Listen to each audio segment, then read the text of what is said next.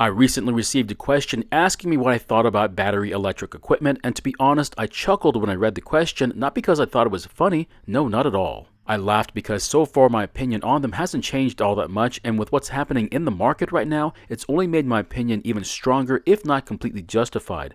Now, you may not like what I have to say, but you'll get used to it. In today's video, we take a look at this Mowry mower, and the problem is that it was picked up from the dump as scrap, but I'm going to try and make it useful again. Now, just because someone thought it was junk doesn't mean I see it that way. Now, you're always welcome to have your own opinions on stuff, and if you're up to it, maybe you hear me out on this one, but if you don't agree with it, well, that's okay too.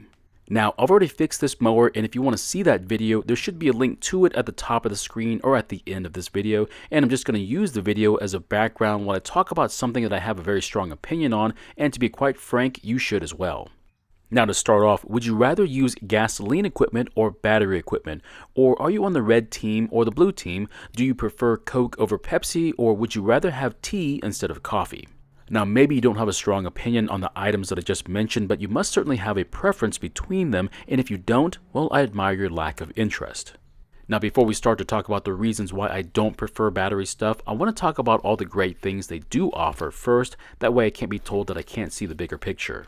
One of the best reasons to buy and use battery equipment is because they will never have a starting issue. For gasoline, you have to worry about it going bad or having to worry about doing extensive maintenance on the machines. Just keep the battery on the charger, and when you need to use it, grab the battery, put it in the mower, trimmer, or blower, squeeze the safety followed by the trigger or lever, and start working. How tough can that be? But what if you're not concerned about that, but you're more worried about the environmental impact it has? Well, you'll feel really good not using fossil fuels to power your battery equipment then. No smelly gasoline to worry about, no oil to have to handle, and the best part is that as long as the power grid where you get your power from is using mostly renewable resources such as hydroelectric, wind, geothermal, and solar, then you're in the clear as to polluting the planet then. But to be honest, one of the best reasons, at least for me, is the silence you get when you use battery stuff. There's no noise from a gasoline engine, only the hum from an electric motor. I really can't stand when I hear the sound of a gasoline engine fire up at 8 o'clock in the morning. My neighbors, or more specifically their lawn person, is so rude to wake me up like that. I mean, why wouldn't they get battery equipment instead? At least that way it wouldn't be as intrusive. Then when it comes to winter storage, there's no hassle with batteries. I've seen a few videos on here where you have to do this whole song and dance to get gasoline stuff ready for storage. So why all the production then? Look, winter here is only a few months, so there shouldn't be a need to do anything extra, and with batteries, you don't have to do anything extra. You put the battery on the charger and then wait until springtime, right? Why would anyone ever choose a more difficult situation to be in? Now, the cost for battery stuff can be very expensive, but as time has gone by, you can find much more affordable brands, so money shouldn't be an excuse not to get one of these. And if money is really that tight right now, I'd recommend selling that gasoline machine first to offset the price, and only then will you understand my point of view. Okay, now that I got that out of the way, let's start to break down all the points that I mentioned, and let me say this one more time, these are just my opinions and nothing more. So the first topic that I brought up was that battery equipment would always start for you, and I pretty much have to agree with you on that one. The part that's going to be in question though is just how long it's going to run for before the battery needs to be charged. So of course, as long as the battery has some power in it and the electronics are working, then yes, when you squeeze the trigger or the lever, it should start, but the biggest concern is battery capacity, which if you don't choose wisely, it might not last long enough for the job you intend on doing with it. So what's the big deal about batteries? Their size and more importantly, their capacity. Well, think about it. If you're going to mow the lawn, typically you'd fill the gas tank all the way to the top. I mean, you're not going to just fill it halfway, are you? Now, when you charge your battery, it's going to charge it to full, at least you hope so, and then you'll be good for however many minutes the advertising says it's going to run for, right? But over time, and especially if you don't take care of your batteries, they'll start to lose capacity, meaning that your run time went from, say, 60 minutes when brand new to something a lot less now. But the worst part is that you can't see that you've lost capacity, and only when it starts to slow down sooner than it should will you know that there's a problem. So how do you deal with this issue then? Do you buy bigger batteries then, or do you keep spare batteries on hand and just cycle them in? Now yes, you can do that if you really wanted to, but the cost for a larger battery and even spares of the smaller ones means more money that you have to spend. And the last time I checked, money doesn't grow on trees unless you're an arborist. There's also one other issue I have, and it's about money. When it comes to battery stuff, just like everything else, if you want a good one, you're going to have to pay some good money for it. So to get a simple battery mower, expect to pay a little over $300 before taxes, but if you want self-propel, expect to pay more. And of course, for $300, that's not one of the better mowers. For a better quality mower with more power and cutting width, expect to pay double that amount. So you might be saying to yourself, Hey, that's not that much money. I saw a couple of gasoline mowers in the $400 to $500 range at the store just last week, so there's really no difference in price then. well, that's where my theory about big business comes in. You see, last year gasoline mower prices were nowhere near these prices. So what happened then? Was it just inflation or something else? It's funny that you bring that up because it would seem that gasoline equipment was hit harder with inflation and the electric stuff wasn't touched at all. Or is it that the companies want to narrow the price gap between them? That way there's no price advantage on something that the companies really want to see go away. Now, I don't have any hard data to prove what I just said, it's just what I'm seeing in the market. The only thing I know is that last year it was an easy choice to stay with gasoline because it was much cheaper than the battery stuff, and now, well, that's not the case anymore. Now, maybe I'm looking at this all wrong and that the price adjustments are completely legitimate because of material shortages and also labor issues, but apparently these issues have almost no effect on battery stuff, which means batteries are quite magical not only in the way they work, but also how they're made.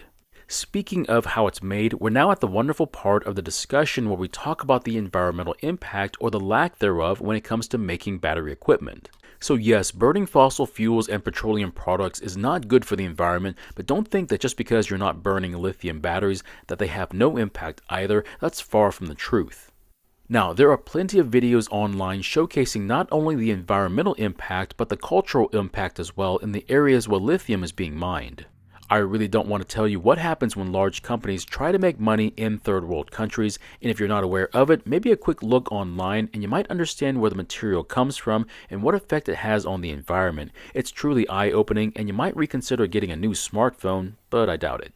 Just realize that this is probably a necessary evil to eventually electrify our world, so it's understandable and I just want you to be aware of it. The next topic that I brought up is the sheer silence you get when using battery equipment. Well, that's not completely true now, is it? In fact, I was in the woods earlier recording a video when I heard a mower off in the distance. At first, I thought it was 3 houses down, but it turns out it was only 2 houses down, and the reason I thought it was further away was because they were using a battery electric mower. So yes, it was much quieter and nicer to listen to, but I could still hear it even 100 feet away. So is it silent? No, but is it quieter? Yes, it is. Oh, and don't get me started on battery trimmers and blowers. I can hear them singing away down the street. And yes, the sound is different, but it's still quite annoying, especially if you're in your living room trying to take a nap. So are they silent? Not by a long shot. The next topic I brought up was the ease of storage of batteries, which I will admit is far easier than dealing with having to run your equipment out of fuel at the end of the season. I mean, can you imagine the idea of running your mower until it runs out of gasoline? That's never happened to anyone ever. I always keep my tank full each and every mow so that I never ever run out of fuel.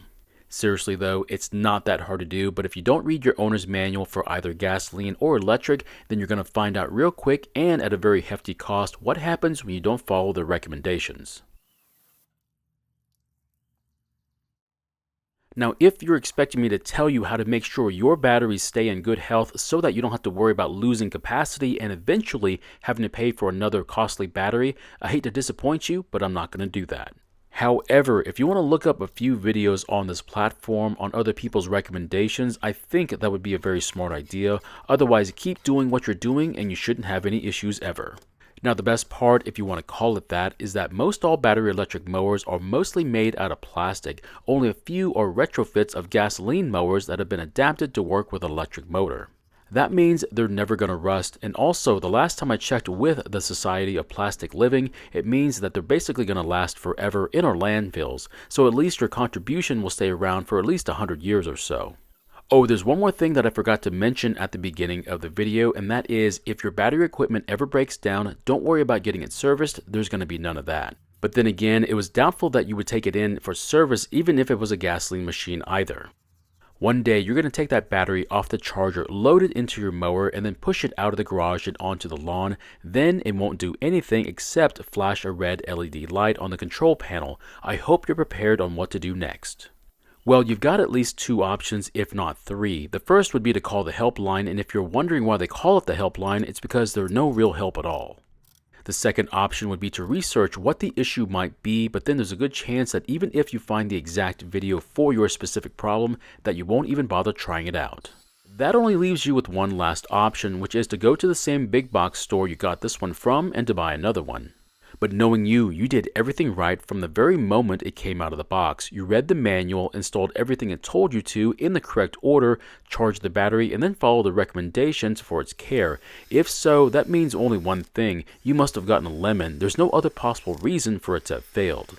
Now, I've talked a little bit about the high cost to own one of these, but I haven't explained what the most likely issue is you're going to experience, which is a bad battery.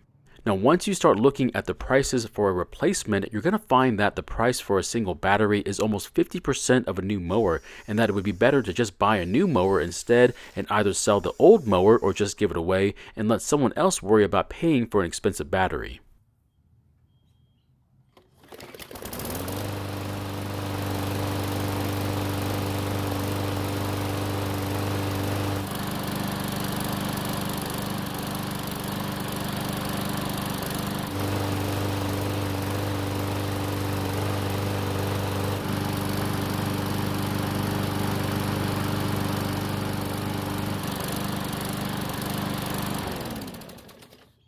But if you do buy a new mower, you just fell right into their plans. That's basically what they want you to do, and it's up to you to not fall for it.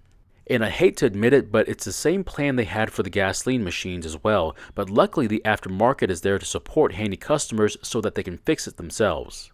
Unfortunately, from what I can tell right now, there's really no aftermarket support for the electric stuff, except for a few batteries, but you don't get something for nothing.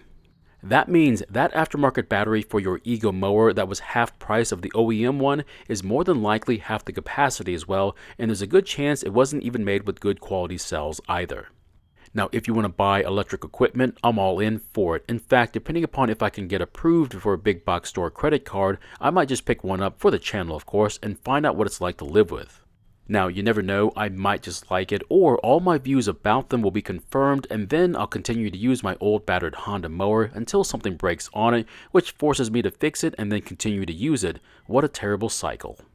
Now, if you have one of these or any other battery electric equipment that you purchased to replace a gasoline machine, I'd like to hear about your experience so far, and that begs the question: would you do it again, leave that noisy and smelly gasoline mower and purchase an overpriced lawnmower? Or has it been the worst choice you ever made and are willing to try and convince other people to stay away from them? Thank you for watching. I really do appreciate your time here. Please feel free to ask me any questions about this project or about your own projects, and I hope to see you in the next video.